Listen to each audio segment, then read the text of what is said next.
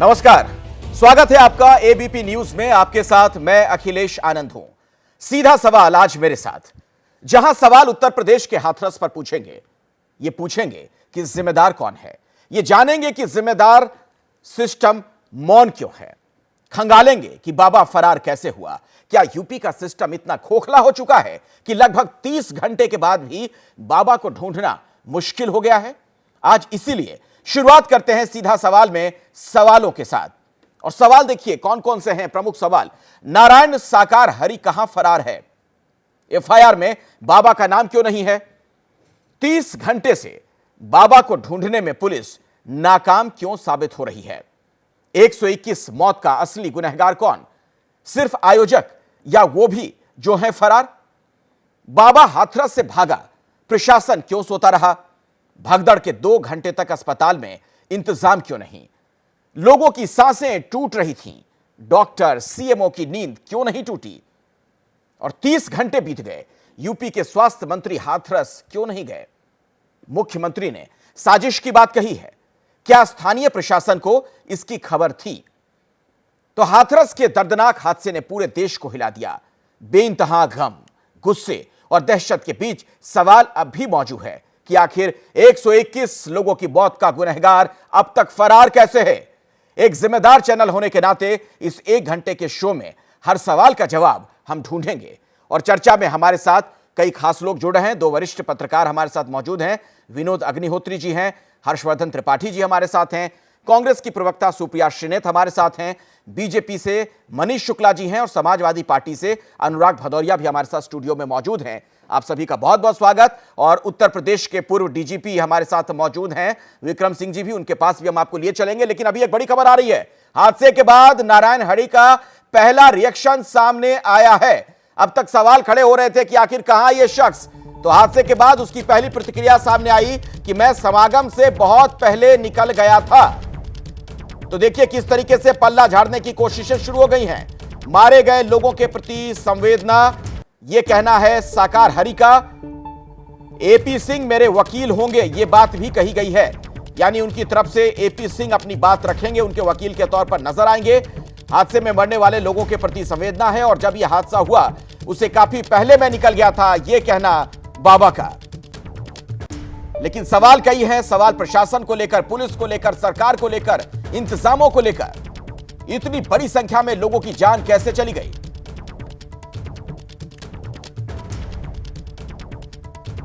और सीधे बीजेपी के नेता मनीष जी का सबसे पहले मैं रुख करना चाहूंगा। मनीष जी, इतना बड़ा हादसा कैसे हो गया? सरकार कहां थी, प्रशासन कहां था, पुलिस कहां थी?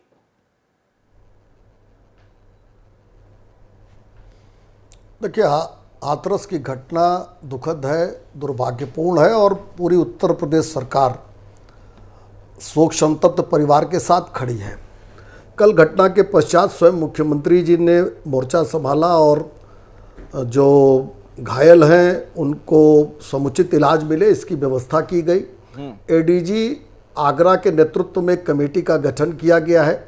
जो हादसे के पीछे के जो बिंदु हैं, जैसे आपके भी कई सवाल हैं, समाज में कई सवाल हैं, तमाम जगहों से जो सवाल हैं वो पड़ताल के बिंदु ये कमेटी जांच करके माननीय मुख्यमंत्री जी को सौंपेगी और उसके आधार पे चाहे आयोजनकर्ता हो, चाहे प्रशासन के लोग हों और या स्वयं प्रवचनकर्ता भोले बाबा हों, इन सबके विरुद्ध जो भी दोषी पाया जाएगा सबके विरुद्ध कार्रवाई सुनिश्चित की जाएगी।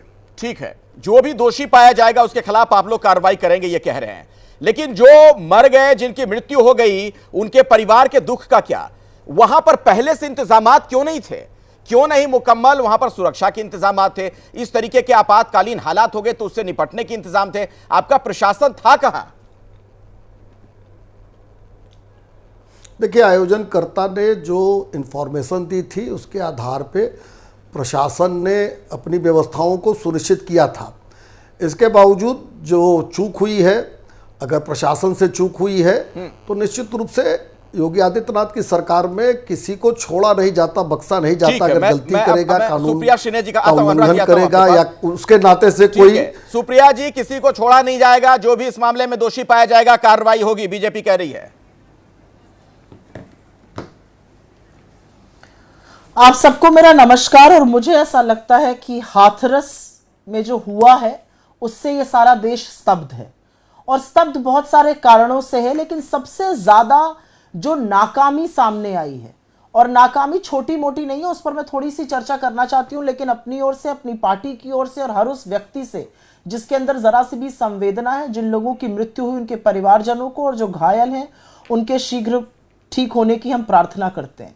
लेकिन बहुत सारे सवाल आज उठेंगे आकाश आनंद जी। सबसे पहली बात तो ये है, एलआईयू ने रिपोर्ट दी थी 80,000 लोग, sorry Akhilesh Anand ji, my bad, sorry Akhilesh Anand ji, my bad.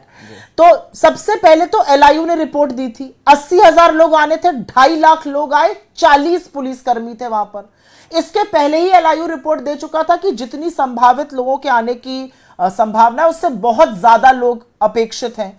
वो लोग क्यों नहीं सुरक्षा के पुख्ता बंदोबस्त किए गए, ये अपने आप में एक बात है। दूसरी बात है, जिस तरह से शवों को लेकर जाया जा रहा था, डाले पर, ट्रक में, गाड़ी पर, मतलब एम्बुलेंस की व्यवस्था नहीं थी जहां पर इतने सारे लोग आ रहे थे। ये तो एहतियात बरतने की बात होती है। उसके बाद अस्पताल पहुंचिए, अस्पताल लोग पहुंचते हैं, इतने सारे लोग घायल हैं, अस्पताल के प्रांगण में लाशें भरी पड़ी हैं, जमीन पर लाशें पड़ी हुई हैं, और अस्पताल में ना ऑक्सीजन है, ना बिजली है, ना स्टाफ है, जनरेटर में तेल नहीं है। ये कौन सी व्यवस्था है? और उसके बाद एक ये फोटो मैं दिखाना चाहती हूं। इस फोटो को देख के मुझे समझ में आया कि हो क्या रहा है। ये फोटो है, योगी जी अच्छा हुआ मिलने गए, प्रदेश के मुख्यमंत्री, ये जाना चाहिए था, घायलों से मिलने पहुंचे। हर घायल के बिस्तर के बगल में बड़े बड़े फल के टोकरे, ये टोकरे हम लोग शादी ब्याह शगुन रोके में लेकर जाते हैं, ये टोकरे रख दिए गए। ये प्रशासन की संवेदनहीनता है। ठीक है, ये सवाल पूछा जाएगा कि नहीं पूछा जाएगा? हाँ बिल्कुल, और ये सारे डीएम सवाल से पहले, एक मिनट हाँ, अखिलेश जी, एक सेकेंड, हाँ, डीएम से पहले मैं आऊंगा, सुप्रिया जी आपके पास आऊंगा। ब्रजेश पाठक कुछ बोल रहे हैं, जरा सुन लेते हैं स्वास्थ्य मंत्री क्या कह रहे हैं। बेहतर से बेहतर इलाज दिया जा रहा है। कुल 118 मृत व्यक्तियों का पोस्टमार्टम किया गया है। 5 उसमें अभी अज्ञात डेड बॉडीज हैं, उनकी शिनाख्त की जा रही है, और सभी मृतक जिनका पोस्टमार्टम हो गया है उनको सुव्यवस्थित ढंग से गाड़ियों से उनके घर तक पहुंचाने का इंतजाम कर दिए गए हैं, और सभी को घर के लिए रवाना कर दिया गया है। सत्संग ऑर्गेनाइज करने वाले भोले बाबा और बाकी लोग सर फरार हैं, नहीं मिल रहे हैं। आप एक्शन प्लान क्या है उत्तर प्रदेश सरकार? एफआईआर में नाम क्यों नहीं है? आप इंतजार करें, जो भी दोषी होगा कड़ी से कड़ी सजा मिलेगी। इसमें न्यायिक जांच के साथ साथ शासन उच्च स्तरीय जांच भी करा रहा है। प्राथमिक रिपोर्ट शीघ्र से शीघ्र मिलने वाली है। जैसे ही रिपोर्ट हमारे सामने आएगी, हम सभी दोषियों के खिलाफ कड़ी से कड़ी कार्रवाई करेंगे। इसमें किसी को भी बख्शेंगे नहीं, चाहे जितनी पहुंच का व्यक्ति हो। छोटे छोटे मासूम बच्चों की जान, बहुत ही दुखद है, हृदय विदारक घटना है, मैंने पहले ही कहा है। और ऐसी घटनाओं की पुनरावृत्ति न हो पूरे प्रदेश में, इस बात की घटनाओं की पुनरावृत्ति न हो, उसको रोकने के लिए मुख्य सचिव को निर्देश दिए गए हैं कि सभी जिलाधिकारियों को, पुलिस अधीक्षकों इस बात की सर्कुलर जारी करके उनको आदेश दें कि हर स्थिति में हम ऐसी घटनाओं को रोकेंगे, और इस घटना में जो भी दोषी होगा उसके खिलाफ हम कड़ी से कड़ी कार्रवाई करेंगे। सर कितने मृतक संख्या है? अभी कुल 118 व्यक्तियों का पोस्टमार्टम किया गया है। 5 डेड बॉडीज अभी अज्ञात हैं, उनकी शिनाख्त की जा रही है, और कुल 20 व्यक्ति हमारे पास अभी विभिन्न अस्पतालों में स्वास्थ्य लाभ कर रहे हैं और खतरे से बाहर हैं। ठीक है, तो सरकार एक्टिव मोड में नजर तो आ रही है। अनुराग जी, फिर आप लोग क्यों सवाल खड़े कर रहे हैं, क्या कहना चाह रहे हैं आप? मैं तो ये पूछ रहा हूं कि स्वास्थ्य मंत्री जी हैं कहां पे? स्वास्थ्य मंत्री जी वहां पहुंचे अभी कि नहीं पहुंचे? खुद तो अभी तक हमें ऐसी खबर पहुंचे नहीं है। अगर आपके पास खबर है तो बता दीजिए।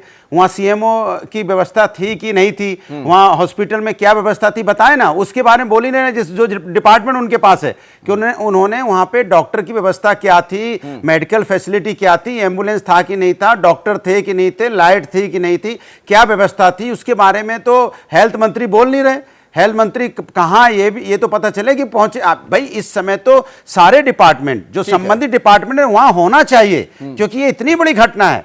अभी भी अगर सारे डिपार्टमेंट के लोग वहां नहीं है तो इसके मतलब क्या संवेदना है, इसका आप अंदाजा लगा सकते हैं। शब्दों से काम नहीं चलेगा। नहीं, वो चूक तो अनुराग जी साफ नजर आ रही है। इतनी बड़ी जो घटना हुई, जहां पे इतनी बड़ी घटना हो रही है, तो वहां अगर कोई प्रोग्राम हो रहा है, यहां तो हम 10 आदमी लेके अगर हजरतगंज चौराहे पे खड़े हो जाएं तो लाठी मार के 144 धारा बता के अंदर बंद कर देंगे। और इतने लोगों का अगर वहां संत संगम हो, अगर सत्संग हो रहा है, तो ये जिम्मेदारी वहां डीएम की नहीं थी क्या, एसपी की नहीं थी क्या, बिल्कुल थी, सबकी जिम्मेदारी और सवाल इसीलिए पूछे जा रहे हैं। लेकिन अनुराग जी एक चीज, अरे सुन तो लीजिए, अरे सुन तो लीजिए, डीएम कहां थे, क्या उनके ऊपर कार्रवाई हुई, कमिश्नर कहां था, क्या कार्रवाई हुई, पूछ रहा हूं, उस पर मैं सवाल पूछूंगा। लेकिन मुझे यह बताइए कि अब आप लोगों को इस बाबा को लेकर अफसोस हो रहा है कि नहीं? आपके नेता अखिलेश यादव जी नारायण साकार हरि को संपूर्ण ब्रह्मांड में सदा सदा के लिए जय जयकार हो टाइप से कह रहे थे, सारी बातें मेरी बात आ रही है, मेरी बात सुन लीजिए। मैं जो कहना चाहता हूं भाई, हमारे यहां समाज में बाबाओं का सम्मान है, जो सत्संग करते हैं उनका सम्मान होता है, हम सभी लोग जाते हैं।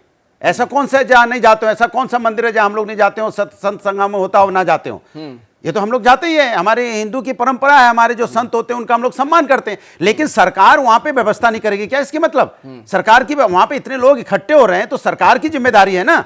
सरकार ये सवाल पूछ के अपनी जिम्मेदारी से भाग जाएगी, इतने लोगों की मौतें होगी। मैं यही तो पूछ रहा हूं कि प्रशासन कहां है, कहां था प्रशासन? अब कह रहे हैं हाई लेवल की इंक्वायरी होगी, अब कह रहे हैं कि वहां पे सारी व्यवस्था चौकस हो गई। तो सांप के गुजर जाने के बाद लकीर पीटने वाली बात है। इसलिए सवाल पता है कि हम लोग बच रहे हैं, नहीं सवाल हम लोग बार-बार बच रहे हैं। ठीक है, नहीं आता हूं अनुराग जी और भी मेहमान हैं, छोटे एक छोटा सवाल है। अभी इस समय डीएम, एसएसपी, एडीएम, एसडीएम और उत्तर प्रदेश का पूरा प्रशासन, जितने मंत्री हैं, सबको एक साथ बैठा के उनसे सवाल जवाब होना चाहिए, सवाल जवाब उनसे होना चाहिए। तब जनता को पता चले कि भाई आपकी नाकामी की मुझे लगता है, मैं विक्रम जी से इस पर एक रिएक्शन लेना चाहता हूं, उसके बाद सुप्रिया जी आपके पास आऊंगा, आपकी बात अधूरी रह गई थी। विक्रम जी, अनुराग भदौरिया जो कह रहे हैं, क्या उसी तरीके से इस वक्त कार्रवाई होनी चाहिए प्रशासन के लोगों के खिलाफ भी, पुलिस के खिलाफ भी? आप खुद रहे इस सिस्टम का हिस्सा।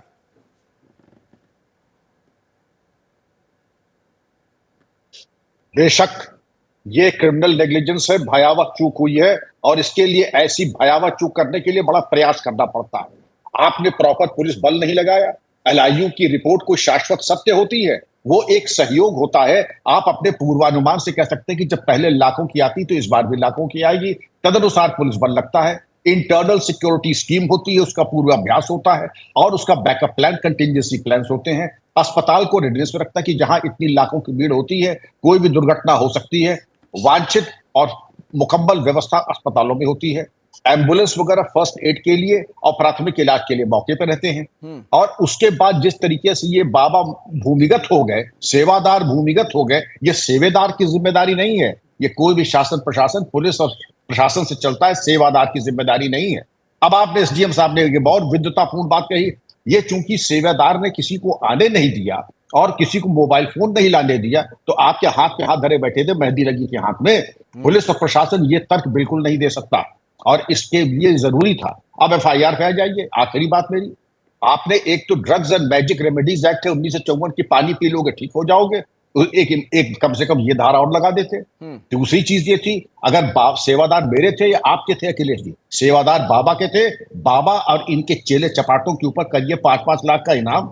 एसटीएफ और एटीएस लगाइए, वहां असीम अनु साहब हैं जो पहले एसटीएफ और एटीएस के जाते मंत्री हैं, उनसे कहिए जरा कुछ अपने पुराने जो प्रोफेशनल नॉलेज है उसका इस्तेमाल करके बाबा को 24 घंटे करे सलाह के पीछे, क्योंकि ऐसा नहीं कि बाबा जो चले जाएंगे। और बाबा पूर्व पुलिस कर्मचारी रहा है, उसने एक बहुत बड़ा एक तर्क दिया है कि मैं तो पहले ही निकल आया। पुलिस में एक तकिया कलाम होता है, या तो प्रेजेंस ऑफ माइंड कि अपनी बुद्धि का इस्तेमाल, अगर बुद्धि का इस्तेमाल नहीं है तो एब्सेंस ऑफ बॉडी। वो उन्होंने एब्सेंस ऑफ बॉडी दिखा दी, मैं तो वहां था ही नहीं, उसके बाद क्या हुआ मैं क्या जानूं। आप समझ लीजिए अखिलेश, इन सवालों का क्या जवाब है? मनीष शुक्ला जी बीजेपी के प्रवक्ता हैं, बताइए।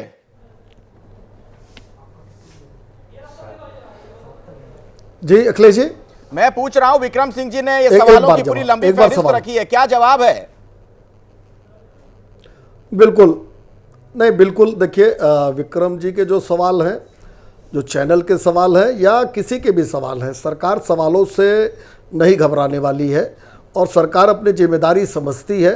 दुर्भाग्यपूर्ण घटना के पीछे जो भी कारण है, जांचोपरांत जो भी उसके सामने आएगा, उस जो भी घटना में जिम्मेदार सामने आएगा, चाहे प्रशासन का होगा, चाहे आयोजनकर्ता होगा, स्वयं चाहे नारायण साकार हरि जो उर्फ भोले बाबा होंगे। आपकी बातों का जो मैं अर्थ निकाल पा रहा हूं, विनोद जी मैं आपके पास आता हूं, लेकिन सुप्रिया जी की बात अधूरी रह गई थी। सुप्रिया जी, कुल मिलाकर ये कहने की कोशिश की जा रही है बीजेपी के प्रवक्ता की तरफ से कि हमें जांच का इंतजार करना चाहिए।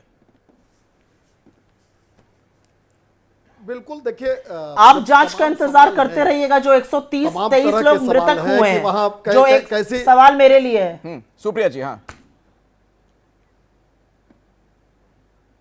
123 लोग जो मृतक हुए हैं उनको बताइएगा आप जांच का इंतजाम करते हुए। मैं सिर्फ यह पूछना चाहती हूं कि जब 80,000 लोग आने वाले थे और 2.5 लाख आ गए तो 40 पुलिसकर्मी क्यों थे?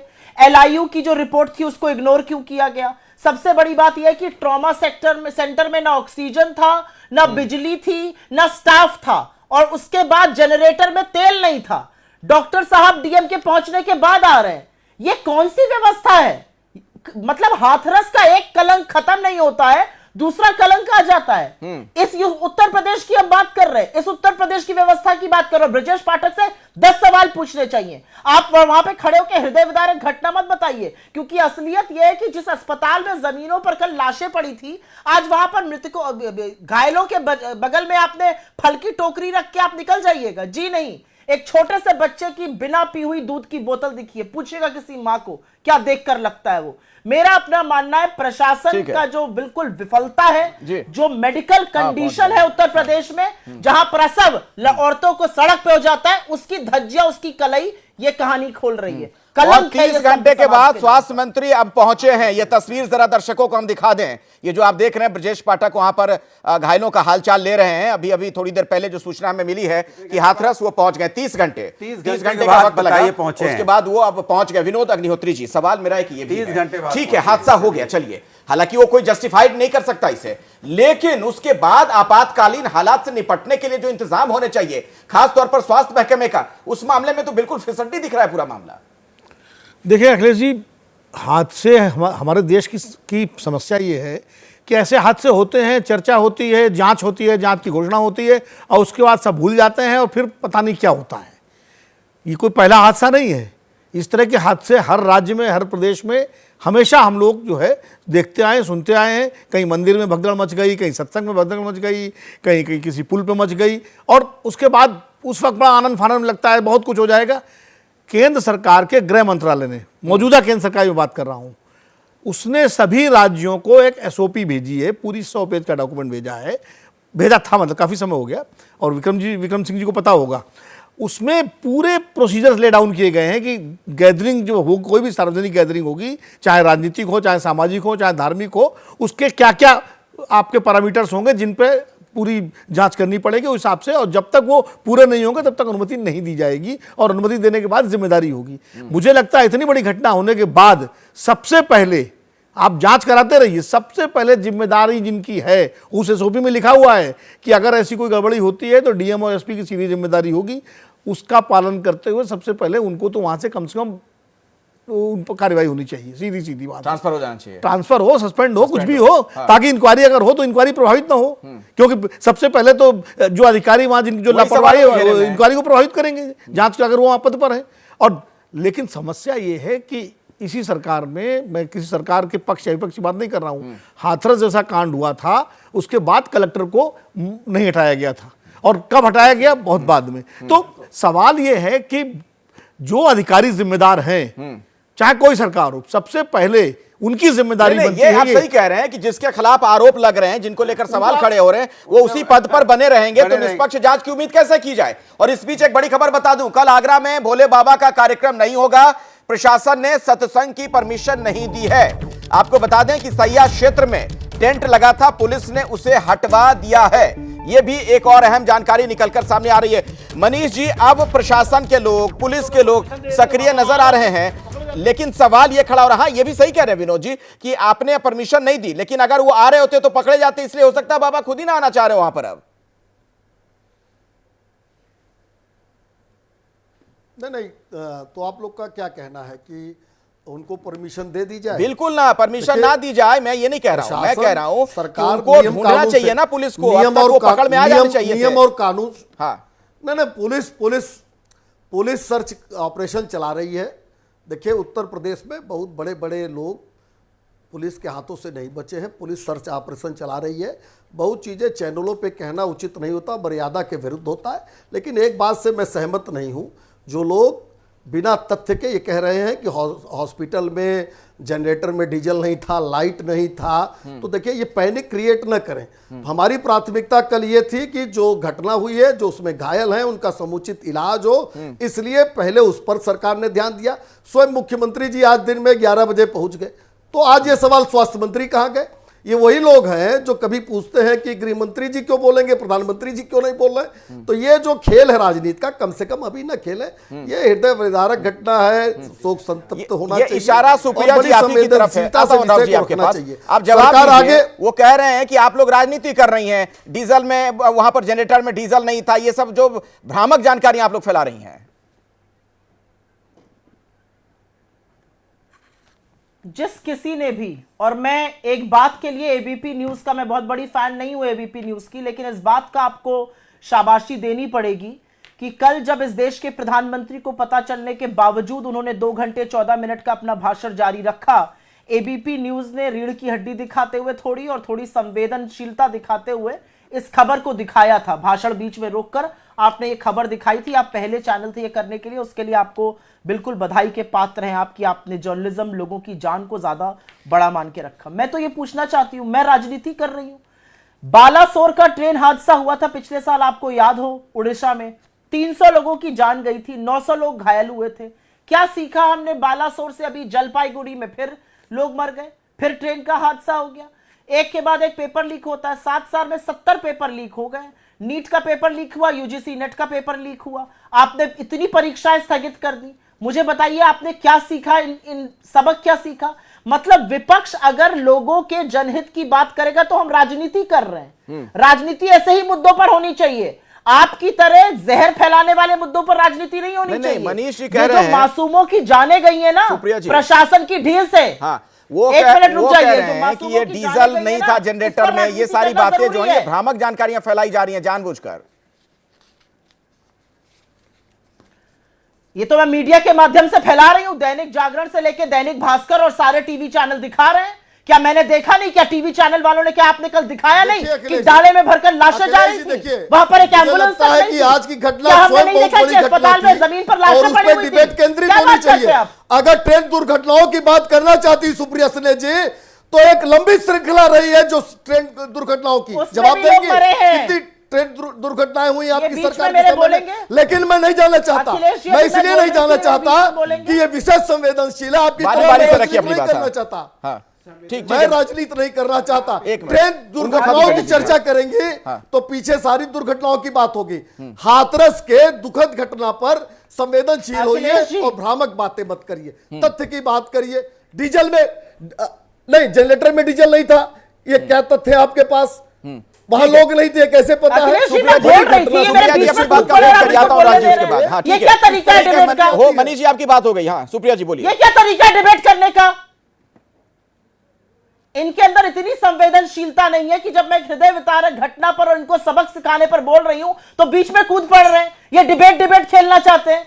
इतनी शर्म नहीं रह गई है, इतनी संवेदनशीलता नहीं रह गई। ये वो अस्पताल की तस्वीरें हैं, ये अस्पताल के प्रांगण की तस्वीरें हैं। लोग पड़े हुए हैं जमीन पर। शर्म नहीं आ रही है आप लोगों को कि जान का मोल नहीं रह गया उत्तर प्रदेश में? क्या बात करते हैं आप लोग? यही हाथरस है जहां पर एक गुड़िया को रात को 2:30 बजे जला दिया गया। अभी वो कलंक धुला नहीं था, एक नया कलंक आ गया। कैसी बात करते हैं? कौन इस बात का जवाब देगा कि एलआईयू की रिपोर्ट के बावजूद प्रशासन ने क्यों ज्यादा पुलिस नहीं लगाई? कैसे अनुमति दी? ठीक है सुप्रिया जी आपकी बात हो गई। ठीक है, मैं बाकी मेहमानों के पास भी जाना चाहूंगा। ठीक है, अनुराग भदौरिया जाएंगे। मतलब हृदय विदारक घटना पर आप बेकार की राजनीति कर रहे हैं। मुझे लगता है इतनी बड़ी घटना हुई है, इतने लोग हमारे चले गए और भारतीय जनता पार्टी के प्रवक्ता हल्ला मचा रहे हैं, उसमें राजनीति की बात करने लगे। कमाल की, आपको तो ये आईना दिखाया जा रहा है कि कितने लोग हमारे परेशान हैं। उन्होंने इस बात का बोला कि लगातार ट्रेन घटना होती रही, आप सीख नहीं ली तो दूसरी घटना हो गई। हाथरस की बेटी के साथ अन्याय हुआ, हाथरस इतनी बड़ी घटना हो गई। लाशों को आपने देखा होगा किस तरह से एक को तो मैंने देखा पकड़ के अपने गोदी में क्या कंधे पे लाद के ले जा रहा था। एक फोटो हमने देखी किस तरह से जो आपने ट्रॉली क्या बोलते हैं उसको, उसमें लेके जा रहा था। तो इस तरह की वहाँ एम्बुलेंस कहाँ है? ये कितनी दर्द भरी घटना, ये हमारे अपने लोग हैं, हिंदुस्तानी हैं, अपना खून है, अपने भाई बहन है। ये हम अपने भाई बहनों के लिए आपसे दुआएं, आपसे रिक्वेस्ट कर रहे हैं, उनकी चर्चा कर रहे हैं। हम किसी दूसरे देशों के बारे में बात नहीं हो रही है। ये हमारे अपने खून है और आप इसे चिल्लाना शुरू कर देते हो। अरे अपने खून का तो दर्द समझो कम से कम। ठीक है, मनीष जी को जवाब देने दीजिए, फिर मैं आता हूं विक्रम जी के पास। अपने लोगों का दर्द मत समझो। क्रिएट करिए। बोलने दीजिए। इसमें पैनिक क्या हो गया? इसमें पैनिक कहां है? देखिए पैनिक कहां है बताइए इसमें? देखिए अखिलेश जी, देखिए अखिलेश जी, मैं आज केवल हाथरस के विषय पर बोलना चाहता हूं। बोल रहा हूं अपने, क्योंकि अगर पीछे जाएंगे सुप्रिया श्रीनाथ की तरह उनको बोलने दीजिए, दुर्घटनाओं की बात करेंगे जल्दी से मनीष जी। तो मैं निश्चित रूप से तमाम एग्जाम्पल्स हैं, तमाम एग्जाम्पल्स हैं। आप बताइए, तीन बातें मैं जरूर कहूंगा। अभी लोग कह रहे थे शोर में पहुंचाइए। मैं अखिलेश जी, मैं तीन बातों का जवाब देना चाहता हूं। अभी ये शोर मचा रहे थे, अनुराग जी बारी बारी से बोलते हैं, आप तरीके से बोलने लग रहे थे, को सुन नहीं पाएगा। कि एक एक करके जवाब देने दीजिए उनको। जल्दी से मनीष जी। ये देखिए कितना शर्मनाक चेहरा है अनुराग बोलने तो भदौरिया दीजिए, आपका, सुन कि तो आप लीजिए सोच सर। नहीं हाँ सकते। बोलिए। देखिए ब्रजेश, अभी आप चिल्ला रहे थे ब्रजेश पाठक जी कहां है? मुख्यमंत्री जी दिन में 11 बजे पहुंच गए, उसकी चर्चा नहीं। देखिए मैं फिर से कह रहा हूं, राजनीति मत करिए लाश पर। अभी प्राथमिक सारी कार्रवाइयां हो रही हैं, जांच चल रही है, जो घायल है उनका समुचित प्रबंध किया गया है, कोई भी दोषी बचेगा नहीं। लेकिन तथ्य गलत मत रखिए। हमको भी पता है अखिलेश यादव के समय में हाथों की गिनती कराऊं कितनी जगह अखिलेश जी गए, लेकिन ये अफसोस की बात नहीं है। मैं चाहता हूं हाथरस अनुराग जी आपकी बात हो पे सबके पास एक दूसरे के खिलाफ उदाहरण है। बीजेपी से सवाल पूछा जाए तो कांग्रेस का जमाना याद दिला दिया जाएगा, कांग्रेस से पूछा जाएगा तो बीजेपी का जमाना, समाजवादी पार्टी वाले अपनी बात याद दिला देंगे। एक मिनट, हाँ विनोद जी, हाँ विनोद जी, क्या इस तरीके की राजनीति अफसोसजनक नहीं है? नहीं, राजनीति तो देखिए आरोप प्रत्यारोप की नहीं होनी चाहिए, मैं मानता हूँ। बल्कि इस वक्त जो है माहौल ये है कि सबसे बड़ी बात सरकार को भी चिंतन करना चाहिए और जो घायलों की जितनी मदद हो सकती है उसमें करना चाहिए। मैं एक बात ये कहना चाह रहा हूँ कि जो जांच की बात हो रही है, जांच आप विस्तृत जांच कराते रहिए, लेकिन जो एसओपी सेंट्रल गवर्नमेंट ने इशू किया था वो तो सामने है, उसमें किसी का पालन नहीं हुआ, उठा के कार्रवाई करिए तुरंत। इसमें कितनी देर लग रही है? 24 घंटे हो गए। ऐसे मामलों में तो तुरंत, डीजीपी रहे विक्रम सिंह जी, अगर ये होते तो इस वक्त जो है कोई थानेदार और वहां पर तुरंत कार्रवाई हो। मैं उन्हीं से जवाब ले लेता हूं। विक्रम जी, आप तो उत्तर प्रदेश जैसे बड़े राज्य के पुलिस के मुखिया रहे, कि अब तक कार्रवाई हो जानी चाहिए थी पुलिस और प्रशासन के लोगों के खिलाफ उस एसओपी को लेकर के। अखिलेश जी तुरंत, और वो एसओपी का नाम है आंतरिक सुरक्षा योजना, इंटरनल सिक्योरिटी स्कीम। उसमें हर चीज पूरी तरीके से विस्तृत उसकी व्याख्या की गई है और इस पे अगर बैठ जाए और बिना दंड के राज्याधिकार नहीं चलता है, और जितना विलंब करेंगे मामला उतना हल्का होता जाएगा और एक बहुत प्रतिकूल अवधारणा बनेगी शासन प्रशासन के बारे में। और इतनी, मैंने कहा ना, ये भयावह चूक करने के लिए बड़े प्रयास करने पड़ते हैं। अकस्मात ऐसी भयावह चूक हो भी नहीं सकती है, आपको बहुत प्रयास करने पड़ते हैं और चरणबद्ध तरीके से, इसको कहते हैं सिस्टमिक फेलियर। अरे कोई एक भाग शासन प्रशासन का जिसने एक अच्छा हिसाब दिया हो, अकाउंट दिया हो, चाहे मेडिकल एंड हेल्थ हो, चाहे पुलिस हो, चाहे मैजिस्ट्रेसी हो, सबके विकेट एक साथ गिरे हैं। और इसके लिए अखिलेश जी ये जरूरी है कि कम से कम अब थोड़ा सा प्रायश्चित ये होगा, बाबा उनके चेले चपाटों के ऊपर 5-5 लाख का इनाम डेडिकेटेड टीम एसटीएफ एटीएस की लगे, और ये जो जिन लोगों की चूक हुई है स्थानीय अधिकारियों की, विक्रम जी, उनके बारे में कार्रवाई। ठीक है विक्रम जी, एक सवाल का जवाब और दीजिए। बार बार चूक वाली बात तो आ रही है, लेकिन योगी आदित्यनाथ जब वहां पर गए, मुख्यमंत्री सूबे के, तो वो कह रहे हैं कि साजिश वाले पहलू से भी पूरे मामले की जांच होगी, वो पड़ताल भी करेंगे। क्या ऐसा हो सकता है कि साजिशन ये सब कुछ किया गया हो?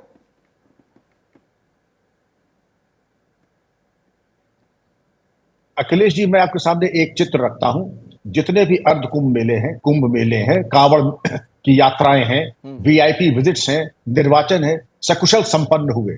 ये एक छोटा सा एक आयोजन, इसमें इतनी बड़ी चूक और असफलता क्यों हुई? इसके तो कारण जानने पड़ेंगे ना, कि जो आदमी एमएससी में टॉप कर रहा है दर्जा 2 में कैसे फेल हो गया, ये चीज तो देखनी पड़ेगी ना। तो मैं भी समझूंगा आप हर जगह कामयाब हुए और दर्जा 2 के इम्तिहान में आपको 2+2=4 नहीं आता है। आप बड़े बड़े समीकरण आपने बता दिए। मैं ये जानना चाहूंगा, ये चौकी इंचार्ज अगर सक्षम होता तो ये दुर्घटना नहीं हो सकती थी। बड़े प्रयास करने पड़ते ऐसी दुर्घटना कराने के लिए, इसको देखना ही पड़ेगा। लेकिन उसके लिए ये भी जरूरी है कि साथ साथ दंडात्मक कार्रवाई तुरंत, ये हंटर की चोट की तरह अगर दंडात्मक कार्रवाई नहीं हुई तो फिर हम चूक जाएंगे, दूसरा दावतनामा देंगे इससे भी बड़े हादसे के लिए। मनीष जी, ये बात बार बार कही जाती है कि न्याय सिर्फ हो नहीं बल्कि न्याय होता हुआ दिखे भी। क्या इस लिहाज से जरूरी नहीं था? और जिस एसओपी की बात बार बार हो रही है, विनोद जी कह रहे हैं, विक्रम जी कह रहे हैं कि पहले जो लोग नजर आ रहे हैं कि इसके लिए जवाबदेह जिम्मेदार हैं, उनके खिलाफ तुरंत कार्रवाई होनी चाहिए थी फौरी तौर पर। देखिए, विनोद जी ने जिस एसओपी की चर्चा की मैं उसको डिनाई नहीं करता हूं, लेकिन अगर कोई घटना हो गई है तो पहले डीएम कप्तान को हटा देना, उनको कार्रवाई कर देना आवश्यक था कि पहले जो घायल हुए हैं, जो वहाँ हताहत पड़े थे, उस पर समुचित प्रबंध उनका करना जरूरी था। तो हमारे लिए प्राथमिकता ये थी कि जो घायल थे उनको हॉस्पिटल पहुँचाएं, उनकी व्यवस्थाओं को सुव्यवस्थित करें। और मैं एक बात और कहना चाहता हूँ अखिलेश जी, आपके भी कैमरे रहे होंगे, तमाम कैमरे रहे होंगे, लेकिन निश्चित रूप से भगदड़ के बाद पहली प्राथमिकता होती किसी तरीके से घायलों को अस्पताल तक पहुंचाना। उस समय ये देखना कि प्रॉपर व्हीकल्स आए हैं कि नहीं आए, ये हमको लगता है कि अगर प्रैक्टिकली आप देखेंगे तो वो आवश्यक नहीं होता है। तो निश्चित रूप से उनको पहुंचाया गया, लेकिन पहुंचने के बाद एक भी विजुअल्स, एक भी फोटो ऐसा नहीं है कि उनका इलाज में कोई कोताही की गई, कहीं डॉक्टरों की कमी दिखी। कल से लगातार वहाँ कैमरे हैं, 2-3 घंटे बाद कैमरे पहुंच गए थे। तो मेरा बस ये कहना है कि हम लोग आज हाथरस की ही चर्चा करें, और निश्चित रूप से उत्तर प्रदेश में कोई भी घटना हमारी सरकार के समय में अगर दुर्भाग्यपूर्ण परिस्थिति में हुई है तो कार्रवाई कठोर ही हुई है, नजीर ही बनी है, इसमें भी नजीर बनेगी। ठीक है सुप्रिया जी, बार बार ये बात कह रहे हैं मनीष जी कि हमारी सरकार में कार्रवाई जब भी हुई है कठोर कार्रवाई हुई, और इस मामले में भी जो कार्रवाई की जाएगी, जो एक्शन लिया जाएगा वो नजीर बनने जा रहा है। फिर भी आप लोगों को शक क्यों है? मुझे शक नहीं है, मुझे इनकी असंवेदनशीलता से पर थोड़ा सा दुख होता है, और इसलिए होता है, मैं विषयांतर हुए बिना कहती हूं। यहां पर विक्रम सिंह जी ने कहा कि बिल्कुल कठोर कार्रवाई करनी चाहिए, दंड मिलना चाहिए, उस बात को इग्नोर नहीं किया जा सकता है। लेकिन कठोर कार्रवाई और दंड पता है कौन सी सरकारें करती हैं? जो सरकारें नैतिकता से, मर्यादा से चलती हैं, जिन पार्टियों ने और जिस सरकार ने ब्रजभूषण शरण सिंह के साथ खड़े रहे और हमारी बेटियों को सड़कों पर रौंदते रहे, वो नैतिकता और मर्यादा नहीं दिखा सकती। जिस सरकार ने लखीमपुर नरसंहार के मुख्य अभियुक्त के पिता को गृह राज्य मंत्री बनाए रखा, वो पार्टी नैतिकता नहीं दिखा सकती। ये अलग बात है, जनता ने उनको हरा दिया। तो मेरा अपना मानना है कि सरकारें नैतिकता और मर्यादा से चलती हैं। नैतिकता और मर्यादा ये कहती है कि मुख्यमंत्री की विजिट पर फलों के टोकरे ला देने से, नई चादरें बिछा देने से घायल ठीक नहीं हो जाएंगे। बहुत सारे लोग बच सकते थे अगर ऑक्सीजन होता, अंधेरे कमरे ना होते, पंखे चल रहे होते, बिजली नहीं थी, डॉक्टर नहीं थे, पैरामेडिक नहीं था, सपोर्टिंग स्टाफ नहीं था। ये तो प्रिलिमिनरी रिपोर्ट्स कह रही, ये हम थोड़ी कह रहे हैं, ये मीडिया के साथ ही कह रहे हैं। आपका चैनल अभी दिखा रहा था, जब आप लंबी विंडो पे कटे हुए थे, आपके चैनल पे देखिए ना, डाले पर शव लादे जा रहे हैं। मतलब मृतक। मेरा सिर्फ एक कहना है, और मुझे ये दुख होता है कहते हुए कि हम किसी भी पार्टी से हों, लेकिन क्या इंसान की जान का, और खास तौर से अगर वो गरीब हो, तो क्या उसका इतना भी मोल नहीं है? आज इस बात पर चर्चा होनी चाहिए कि गरीब के जिंदगी का मोल क्यों नहीं है और क्या व्यवस्था है। लेकिन एक सवाल ये भी है जो मनीष जी भी कह रहे हैं। ठीक है सुप्रिया जी, हाँ ठीक है सुप्रिया जी, अनुराग भदौरिया जी, आप बहुत देर से कुछ कहना चाह रहे थे, आप ही सवाल पूछ लेता हूं। ये जो मनीष जी भी कह रहे हैं कि जब वहां पर इस तरीके के हालात थे, अफरा तफरी की स्थिति थी, तो किस गाड़ी से किसे अस्पताल ले जाया जा रहा है, ये महत्वपूर्ण हो जाता है क्या? यही तो सवाल आपसे पूछा जा रहा है बार बार। इतना बड़ा वहाँ पे सत्संग चल रहा है, आयोजन किया गया है, तो वहाँ पे क्या एम्बुलेंस की व्यवस्था नहीं होनी चाहिए थी? क्या पानी की व्यवस्था नहीं होनी चाहिए थी? क्या वहाँ फायर ब्रिगेड की व्यवस्था नहीं होनी चाहिए थी? क्या फर्स्ट एड की व्यवस्था नहीं होनी चाहिए थी? क्या वहाँ पे एग्जिट और एंट्री की व्यवस्था नहीं होनी चाहिए थी? क्या वहाँ पर पर्याप्त वहाँ पे पुलिस फोर्स नहीं होना चाहिए था? ये व्यवस्थाएं कहाँ थी? ये कौन करेगा? ये तो प्रशासन ही करेगा ना। और फिर हम दूसरों पे उंगली उठा रहे हैं, जब हम इस बात पर सवाल उठा रहे हैं कि हम आपकी नाकामी की वजह से, आपकी माने आप उस पे खड़े नहीं उतर पाए। ये कह रहे हैं कि जैसे उस तरीके के हालात अगर बन गए, ठीक है, ये हादसा हो गया, तो किसको अस्पताल, किस गाड़ी से ले जाया जा रहा है, ये क्यों महत्वपूर्ण हो जाता है? जिम्मेदार कौन है? इसकी जिम्मेदारी किसकी है जो इसने वहां पे एम्बुलेंस नहीं लग पाए समय से, वहां पे व्यवस्थाएं नहीं थी? कह रहे हैं कि 80,000 लोग आने की उम्मीद थी, 2.5 लाख लोग पहुंच गए। तो वही कह, तो फिर ये आप क्या कर, डीएम क्या कर रहे थे वहां पे? किस बात के डीएम है वहां पे? किस बात के डीएम है वहां पे? ठीक किस है, बात अच्छा, के ये एसपी है? चर्चा में आगे बढ़ाऊंगा, लेकिन अभी एक और बड़ी खबर आ गई है राजनीति की दुनिया से, वो भी दर्शकों तक पहुंचाना जरूरी है। झारखंड से खबर आ रही है, अभी अभी हमें जानकारी जो मिल रही है, झारखंड के सीएम चंपई सोरेन ने अपना इस्तीफा दे दिया है। मतलब यह कि हेमंत सोरेन अब वहां मुख्यमंत्री एक बार फिर से बनने जा रहे हैं। आज ही उन्हें विधायक दल का नेता चुन लिया गया था और चंपई सोरेन ने अपना इस्तीफा दे दिया। ये आप देख सकते हैं वहां पर जो सियासी सरगर्मी नजर आ रही है। हेमंत सोरेन फिर से झारखंड के मुख्यमंत्री बनने जा रहे हैं। आपको पता है जो उन पर आरोप लगा था जमीन मामले में, इसी मामले में उनकी कुर्सी गई थी, जेल की सलाखों के पीछे उन्हें जाना पड़ा था। अब हेमंत सोरेन जेल से बाहर आ चुके हैं। चंपई सोरेन जो कि मुख्यमंत्री बीच में बनाए गए थे, अब उन्होंने अपना इस्तीफा दे दिया है, यानी हेमंत सोरेन मुख्यमंत्री बनने जा रहे हैं। उनके मुख्यमंत्री बनने का रास्ता साफ हो चुका है। तो झारखंड के सीएम एक बार फिर से होंगे हेमंत सोरेन। चंपई सोरेन ने राज्यपाल से मिलकर अपना इस्तीफा बाकायदा उन्हें सौंप दिया है। तो विनोद जी, ये तो लगभग तय था ना, वो तो जब सारी घटनाएं हम देख रहे थे, विधायक दल का नेता चुना गया तो ये तय था। नहीं, ये तो तय इसलिए भी था कि भाई हेमंत सोरेन के जेल जाने के बाद जो स्टॉप गैप अरेंजमेंट होता है उसके तहत चंपई सोरेन बनाए गए थे, वरिष्ठ मंत्री थे और उन्होंने वही भारत की तरह जब मैं खड़ा हूँ रख करके शासन किया। अब जब हेमंत सोरेन जी वापस आ गए, जमानत हो गई उनकी, तो उनको मुख्यमंत्री बनना ही बनना था। ये तो तय था, इसमें कोई मतलब ऐसी नई बात नहीं हो रही है। ये जरूर है कि अब हेमंत सोरेन फिर से राजनीति के फोरफ्रंट पे आ गए और एक तरह से चूंकि चुनाव होने हैं इसी वर्ष नवंबर दिसंबर में झारखंड के चुनाव प्रस्तावित है, हो सकता है महाराष्ट्र के ही साथ हो जाएं चुनाव, तो इसलिए लेकिन एक सवाल इसी में विनोद जी, छोटा सा सवाल कि अगर अब इतने जल्दी चुनाव होने जा रहा तो अभी सीएम बदलने का क्या मतलब इसका निकाला जाए? नहीं, 4.5 साल तो सीएम हेमंत सोरेन ही रहे हैं ना। हाँ, तो अभी इतने कम समय के लिए फिर से वापस की हम ही सीएम बन नहीं, चेहरा चूंकि हेमंत सोरेन ही, झारखंड मुक्ति मोर्चा और कांग्रेस का जो मोर्चा गठबंधन है वहां पर, उसका चेहरा तो हेमंत सोरेन ही है ना। तो जब चुनाव में जाएंगे तो हेमंत, आप याद कीजिए 2013 में जब हार के बाद नीतीश कुमार ने इस्तीफा दे दिया था और जीतन राम मांझी बने थे मुख्यमंत्री, और उसके बाद 10 महीने बाद जीतन राम मांझी को हटा के नीतीश कुमार फिर बन गए थे और वोट फिर नीतीश कुमार ने अपने लिए मांगा था। तो अब हेमंत सोरेन अपने लिए वोट चेहरा वही है, तो चेहरा वही है। लेकिन एक उस हाथरस पे मैं एक बात जरूर, मैं आऊंगा उस पे आता हूं सर। इसी पे जरा तो कुछ और जानकारी ले ले। मेरे सहयोगी शशांक भी मेरे साथ जुड़ गए। शशांक, चंपई सोरेन ने इस्तीफा दे दिया, मतलब हेमंत सोरेन अब सीएम पद की शपथ लेंगे?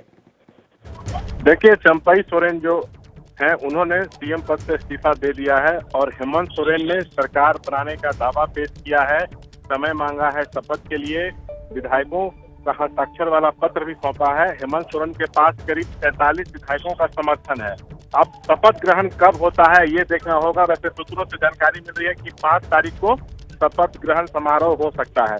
अब सवाल ये उठता है कि जब इस साल के आखिरी में विधानसभा चुनाव है तो मुख्यमंत्री क्यों बदला गया? देखिए, 2019 में जो विधानसभा चुनाव हुआ था उसमें हेमंत सोरेन ही चेहरा थे और बहुमत मिला था, प्रचंड बहुमत मिला था महागठबंधन को। इसलिए एक बार फिर से चेहरा वही होंगे चुनाव में और मजबूती से जो है महागठबंधन चुनाव में उतरने की तैयारी कर रहा है। जी, शुक्रिया शशांक इस जानकारी के लिए आपका। तो विनोद जी, जो आप बात कह रहे थे वही बात हमारे संवाददाता भी कह रहे हैं, क्योंकि चेहरा हेमंत सोरेन ही थे तो उसी चेहरे के साथ वो चुनाव में जाएंगे। यही वजह है कि चुनाव नजदीक होने के बावजूद सीएम, क्योंकि आजकल चुनाव में चेहरे का बहुत महत्व है। हाँ, इन जो अब जो चुनाव का जब पूरा पिछले 20 साल से जो माहौल बना है उसमें चेहरा भी एक बहुत महत्वपूर्ण भूमिका अदा करता है। इसलिए हेमंत सोरेन अगर चेहरा होंगे तो उनका जो समर्थक वर्ग है, उनका जो जनाधार वर्ग है, वो ज़्यादा मजबूती के साथ चुनाव मैदान में अपनी पार्टी के जुटेगा। चंपई सोरेन में शायद वो आकर्षण नहीं है जो हेमंत सोरेन में। हाँ जी,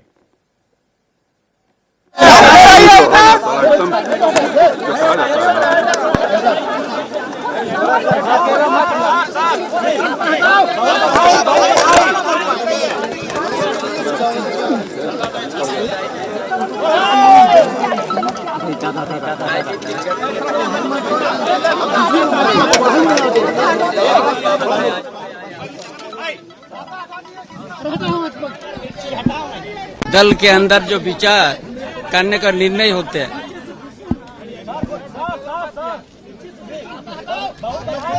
जो हम लोग नेतृत्व परिवर्तन किया था, मुझे दायित्व मिला।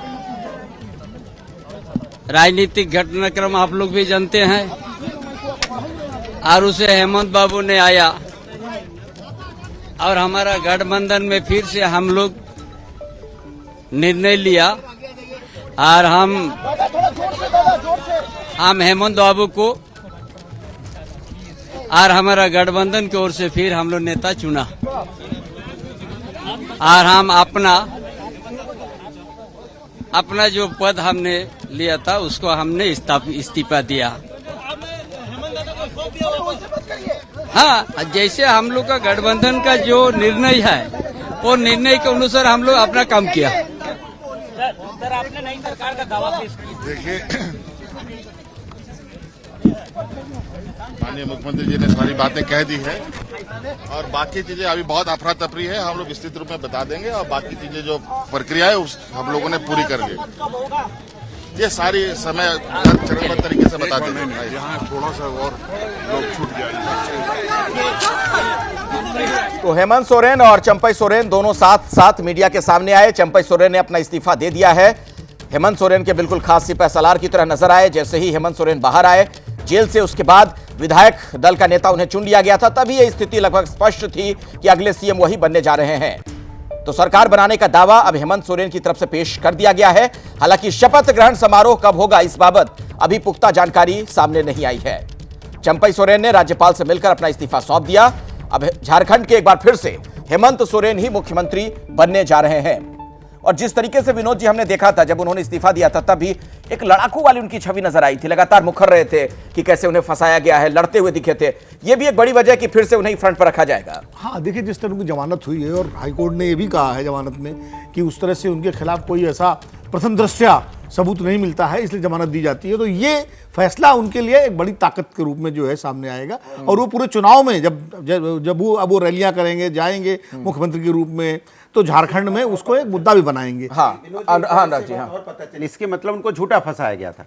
जब माननीय न्यायालय इस बात को उनको मतलब बेल दे रहा है, हाँ। तो इससे साफ जाहिर हो रहा है नहीं, बेल मिल जाने का मतलब सर ये थोड़ी ना होता है कि झूठा फैसला नहीं होता है। ये तो आप कह सकते हो ना कि मतलब जब आपके पास पर्याप्त सबूत नहीं थे, जब इतने सबूत, लेकिन हमें फैसले का इंतजार करना चाहिए सर। वो हम जंप कर रहे हैं उस पर जो आप कह रहे हैं। फैसले का इंतजार करना चाहिए। जमानत के आधार पर हम नहीं कह देते कि किसी को। हाँ, सुप्रिया जी को जोड़ना चाह रही है इसमें। हाँ, सुप्रिया जी बोलिए। हमारे घटक दल हैं और हम झारखंड में मिलीजुली सरकार चलाते हैं, तो मैं यहां पर इस बात को पुख्ता तरीके से बोलना चाहती हूं जो अनुराग जी और विनोद जी अभी बोल रहे थे। उनको बेल देते वक्त झारखंड के उच्च न्यायालय ने यह कहा, there exist reasons to believe that he was not guilty of the offence and which is why he got bail. ED के चेहरे पर जो करारा तमाचा पड़ा उसकी गूंज दिल्ली तक सुनाई दे रही है। यह असलियत है कि लोकतंत्र में आप चुने हुए मुख्यमंत्रियों को जेल में डाल दीजिए, मुख्य पार्टियों के खाता बंद कर दीजिए, ईडी सीबीआई इनकम टैक्स को अपना फ्रंटल बना दीजिए, तो उसका वो नतीजा होता है जो अब झारखंड का चुनाव बड़े तरीके से जीतकर हम दिखाएंगे। लेकिन जो उच्च न्यायालय ने, the high court of Jharkhand ने जो टिप्पणी की है वो बहुत गंभीर टिप्पणी है। वो बोला गया और यही टिप्पणी यहां पर भी तमाम बार की गई है।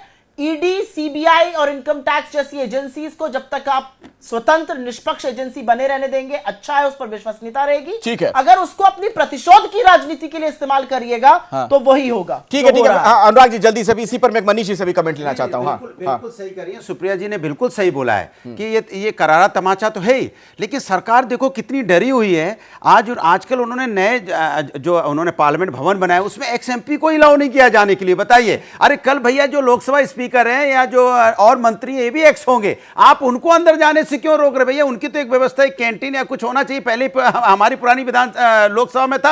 आप लोकसभा के सदस्यों जो एक्स एमपी है उनका कम से कम ब्रेक लेना पड़ेगा। लेकिन मनीष जी, अगर इसी पर कुछ अगर अपनी प्रतिक्रिया जाहिर करना चाहें। अनुराग जी कह रहे हैं, सुप्रिया जी कह रही है कि ईडी के मुंह पर करारा तमाचा है ये।